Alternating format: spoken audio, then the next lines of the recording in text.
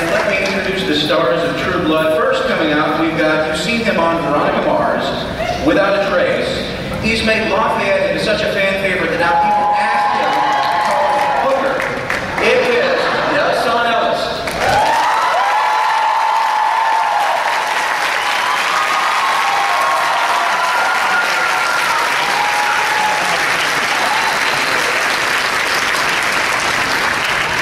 How you doing? Good, how y'all doing?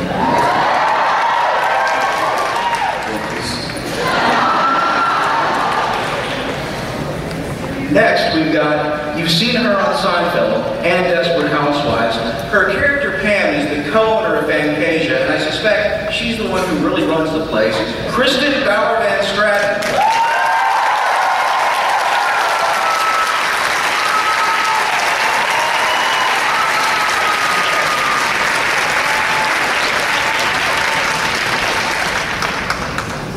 Good morning. Hi. How you feeling? Is it good morning? For some of us. Right, but I think most of you. And finally, you've seen him on Medium, Law and Order, and Aliens vs. Predator Requiem. He may have logged more time on screen naked than anyone else in the series.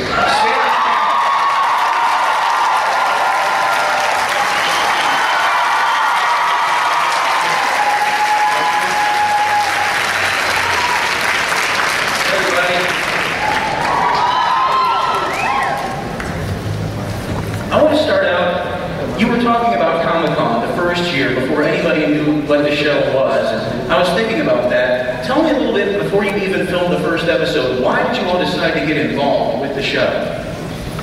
I think it's the script on the cover page said Alan Ball and HBO.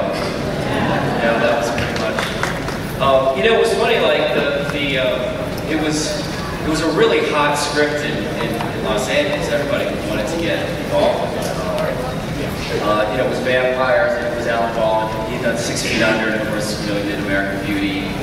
And, you know, I just wanted a job, too. I mean, honestly, it wasn't like I was going, well, here's a pile of scripts, you know, which movie do I want to do, you know? So I was, but this was definitely, I remember being a hot property from the very beginning. I missed that whole thing. I don't know where I was, but I missed the whole thing. I hadn't heard about it. I didn't know what it was, and then I guess probably when you guys were filming episode 3. Now, you shot the pilot, and then there was a break in between, and then strike happened? Oh yeah, we shot the pilot, and then you have to see if the pilot gets picked up. So then it got picked up, and we started shooting. We shot 2 more episodes, and then there was the writer's strike. I don't know if you all remember that. Yeah. Do you have any writers in here that were on strike? So yeah, and then we didn't even know for sure if it was going to come back after the writer's strike. We were pretty sure. But then, so it was really choppy. And when I came on episode 4, so it was just for me, one of the ways that I've kept whatever sanity I've left in being in this business is that I try to know nothing about what I'm reading for. Because I don't want to really want it to get attached and then not get it. Then I have this loss. So when I tell my people to tell me nothing. But I couldn't miss the vampire and Alan Ball. Like, that's pretty much all I knew. And I went in, I read, and then they called me back a month later, I read again. And then I went to the Philippines to, they're coming for the same. What? I heard about last night.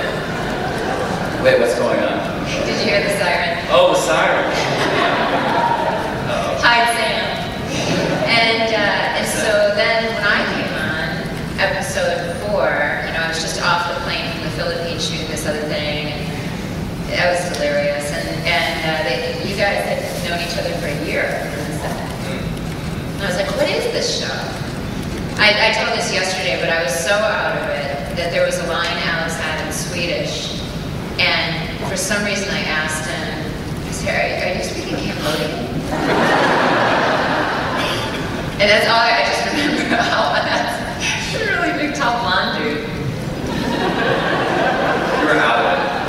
That's clearly I just needed my next job. I didn't have another prospect.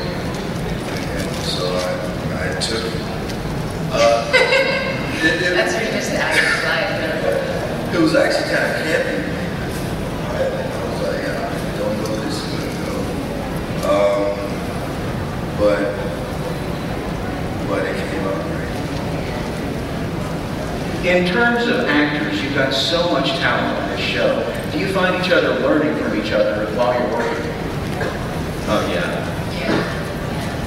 Yeah, I mean, we were just talking about this yesterday in one of the panels, just, I mean, I'm such a fan of so many of the actors on the show. There's so many different kinds of actors and so many different kinds of people on the show, and just watching everyone.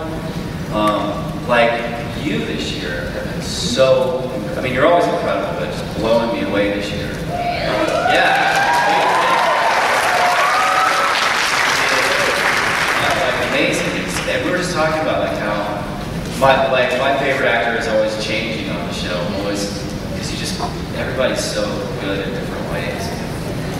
Well, if you play sports, you know, athletes always say, if you play somebody who's really good, it ups your game, because it just raises the level. And that's what happens, and especially this year for me with Dennis O'Hare. Because he really, I thought I was a pretty good actor, and then I get to see with him, and I'm like, oh, I better go do some research or something, because he works with a dialect coach, he has the whole history, 3,000 years of his character. He's an astounding man to do a scene with, so it really raises your game. Yeah, I'm a big old beat. I just steal from my castmates all the time. I watch every episode, and I'm calculating because I'm watching to see what everybody's doing and what's brilliant about it. And I'm like, I'm gonna flip that and use that. It's great to work with people who make you seem small, because then you're always learning from them yourself. And that's right with this cast. Some people get into acting, they're born to do it, you know. Their earliest memories are performing for their family and friends, and they know their whole lives that's exactly what they want to do.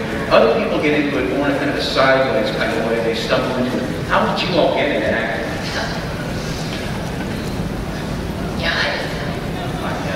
I mean, actually, like, thinking back when I was a kid, I did used to do impersonations of, like, neighbors when they came over, I guess.